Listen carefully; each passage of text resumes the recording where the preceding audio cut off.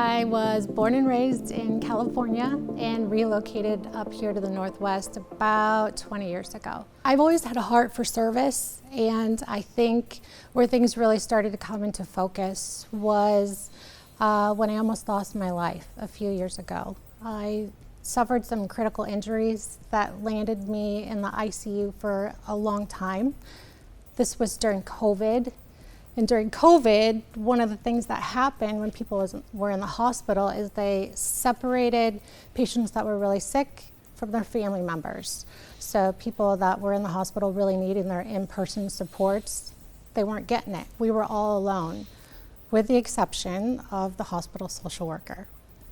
And I attribute really my life being saved to that person. She was really a concrete example of this unique form of social work where you're really helping people in dire circumstances.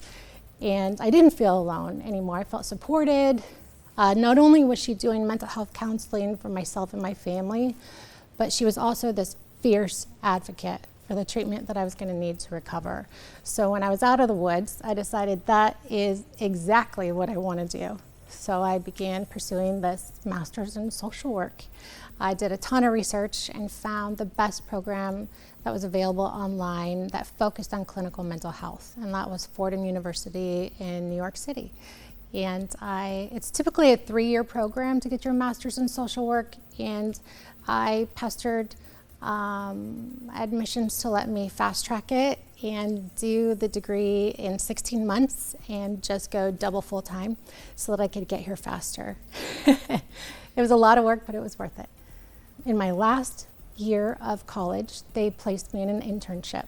I was placed here at the Mount Vernon Police Department.